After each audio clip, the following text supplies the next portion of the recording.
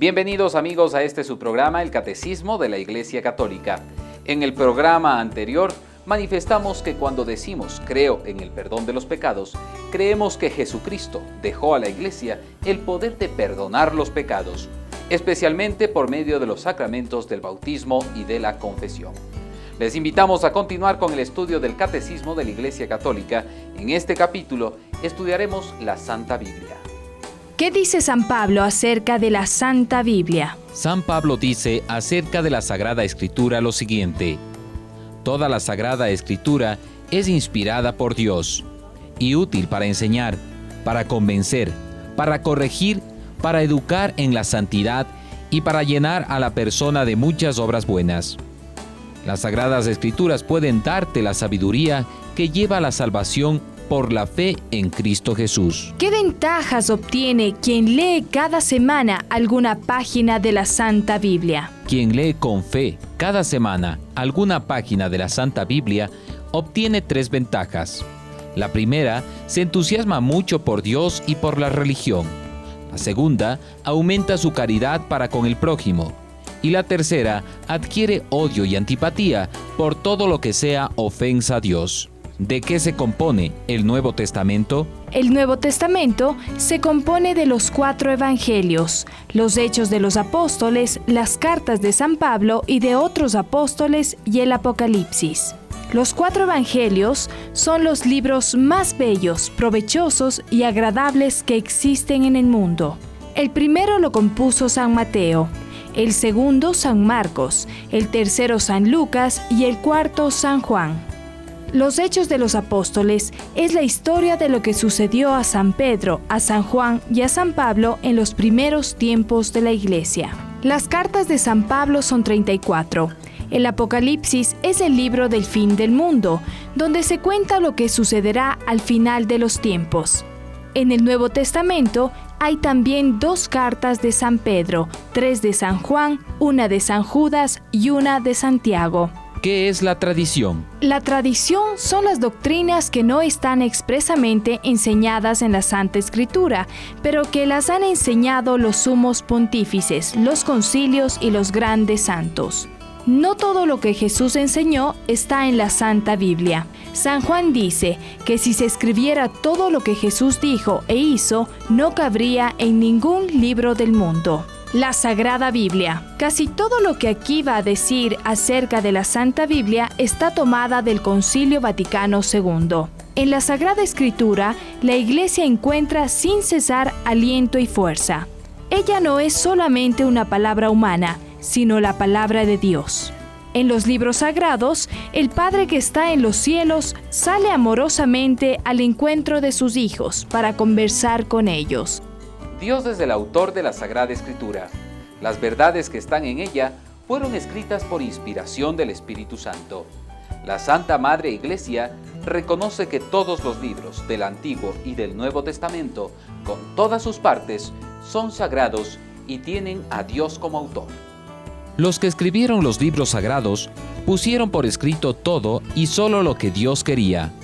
Lo que ahí afirman los autores inspirados lo afirma el Espíritu Santo. Por eso los libros sagrados enseñan sin error la verdad que Dios hizo consignar en dichos libros para la salvación nuestra. Los acontecimientos narrados en la Sagrada Escritura pueden conducirnos a obrar santamente, pues fueron escritos para nuestra instrucción. San Agustín decía: yo no creía en los evangelios si no fuera por la Santa Iglesia, me dice que ellos son santos y sagrados. El Antiguo Testamento. Todos los libros del Antiguo Testamento son divinamente inspirados y conservan un valor permanente. Contienen enseñanzas sublimes acerca de Dios y una sabiduría salvadora, y además encierran tesoros de oración. Los cristianos veneran el Antiguo Testamento como verdadera palabra de Dios. La Iglesia rechaza vigorosamente la idea de prescindir del Antiguo Testamento con la excusa de que el Nuevo lo ha superado. Pero la fuerza mayor de la palabra de Dios se encuentra en el Nuevo Testamento. Su objeto principal y central es Jesucristo, su vida, sus enseñanzas, su pasión, su muerte, resurrección y glorificación y la venida del Espíritu Santo. Los evangelios son el corazón de la Sagrada Escritura. No hay ninguna doctrina que sea mejor y más preciosa que los evangelios. La Biblia es el libro más difundido y conocido, el libro más traducido de toda la literatura mundial. Sobre la Biblia han escrito tantos libros capaces de formar verdaderas bibliotecas. Sin embargo, es el libro menos entendido, el más difícil de interpretar. Para nosotros cristianos, es el libro fundamental. Hoy, muchos escritos y estudios de expertos nos ayudan a conocer cada vez mejor la Biblia. A pesar de esto, un gran número de creyentes no se benefician aún de estos conocimientos. Para muchos, la Biblia es un libro difícil de comprender, privilegio de pocos. El Concilio Vaticano II afirma que todos los cristianos deben tener amplio acceso a la Sagrada Escritura. Es necesario entonces una ayuda que, sin empobrecer el texto sagrado de su valor y significado, permita a todos los creyentes a conocer, comprender e interpretar con fidelidad la palabra de Dios. ¿Cómo entonces leer, comprender, interpretar y llevar a la práctica la Biblia? La Biblia tiene que ser explicada e interpretada según los tiempos y los lugares en los que fue escrita y compuesta. Se necesita entonces un método que ayude al cristiano a entrar dentro de la Biblia. La Iglesia recomienda insistentemente a todos nosotros los fieles la lectura frecuente de las Sagradas Escrituras, para que de esta manera adquieran la ciencia suprema de Jesucristo, pues desconocer la Escritura es desconocer a Jesucristo.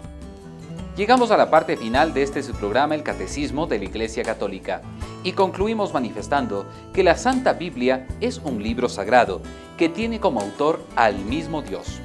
Nuestro deber como católicos es el de leer con fe cada semana alguna página de la Santa Biblia para poder obtener mucho entusiasmo por Dios y por la religión. Les invitamos a seguir paso a paso este programa del Catecismo de la Iglesia Católica. En el siguiente capítulo estudiaremos cómo poder adorar a Dios a través de la oración. Muchísimas gracias por habernos acompañado.